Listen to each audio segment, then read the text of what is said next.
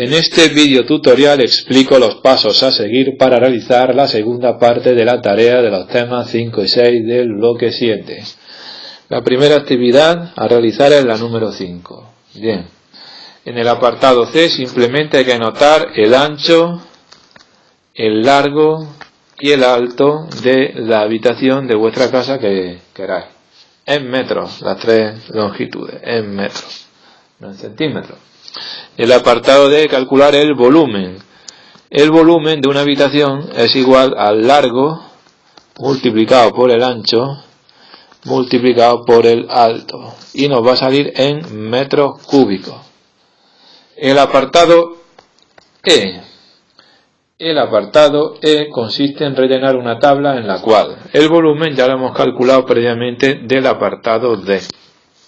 Después nos piden la masa de aire.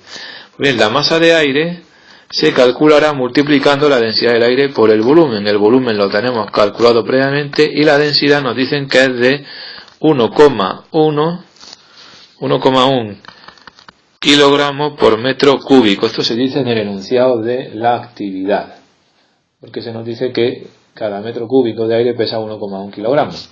El calor específico del aire, pues si no se da en la plantilla, lo buscáis en el tema, que viene seguro, y si no en internet lo podéis encontrar también.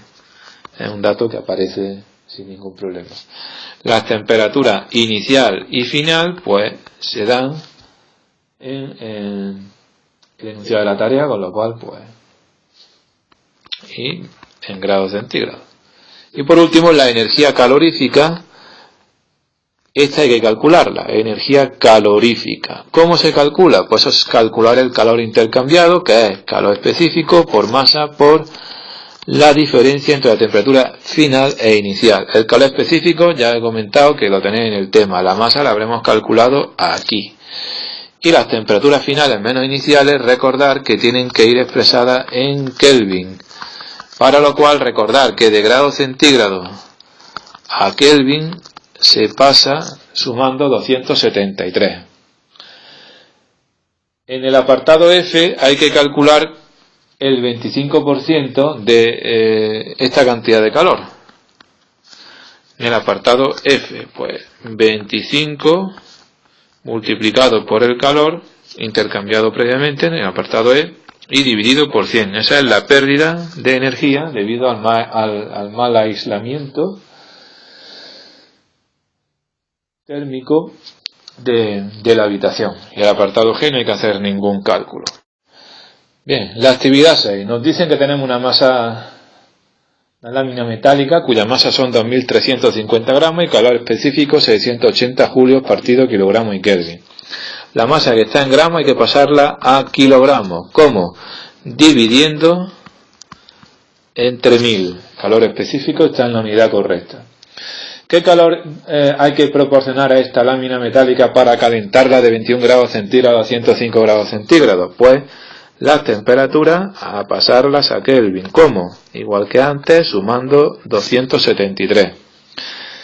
Y ya pues usamos la fórmula de que el calor intercambiado es el calor específico por la masa por la temperatura final menos la temperatura inicial.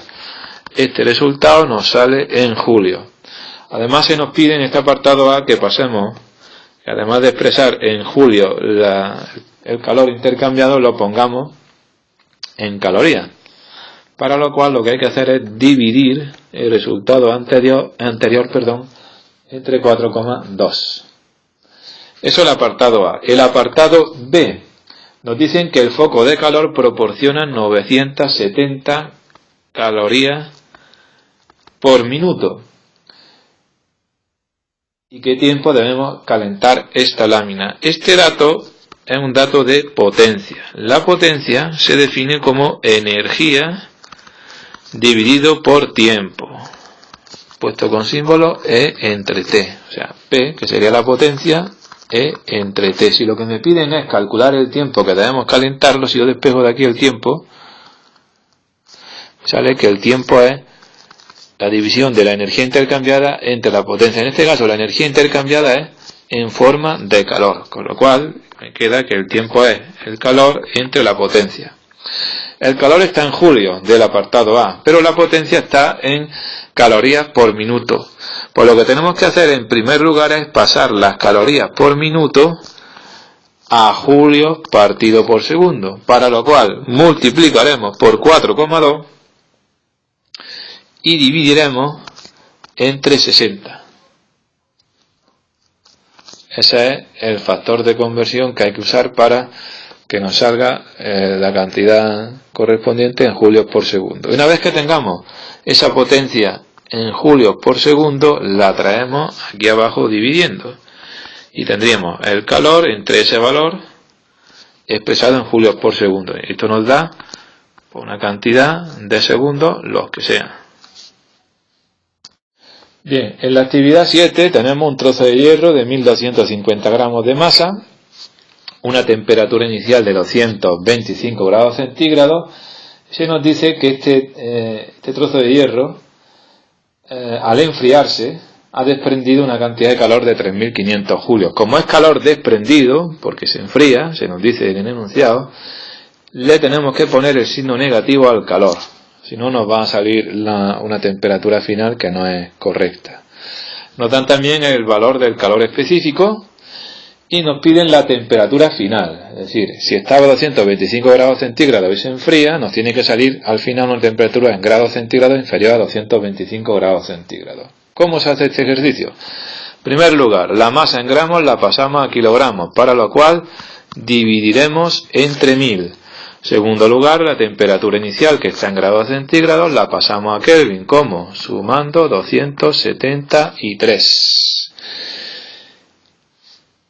¿Cómo calculamos esa temperatura final? Pues partimos de la ecuación del calor. Calor igual a calor específico por masa por temperatura final menos temperatura inicial. Lo que yo quiero es despejar la temperatura final. ¿Cómo hago esto? Pues fijaros.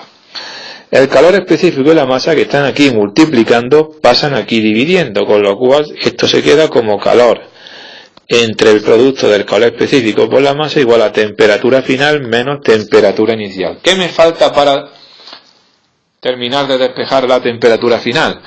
Pues la temperatura inicial que está aquí restando pasará al otro lado de la igualdad como sumando, y entonces se me queda esto en que el calor entre el calor específico por la masa más la temperatura inicial es igual a mi temperatura final. Y fijaros que todos los datos que tenemos aquí a la izquierda los conocemos. El calor intercambiado lo tenemos aquí, el calor específico nos lo dan aquí, la masa la tenemos aquí y la temperatura inicial la tenemos aquí. Con lo cual ya simplemente es cuestión de sustituir todos los valores y obtendremos la temperatura final. Esta temperatura final la obtenemos en Kelvin. La podemos dejar en Kelvin. Ahora bien, si queremos pasarla de Kelvin a grados centígrados, lo que tendremos que hacer es el cambio inverso al que hacemos cuando pasamos de grados centígrados a Kelvin, que es restando 273. Bien.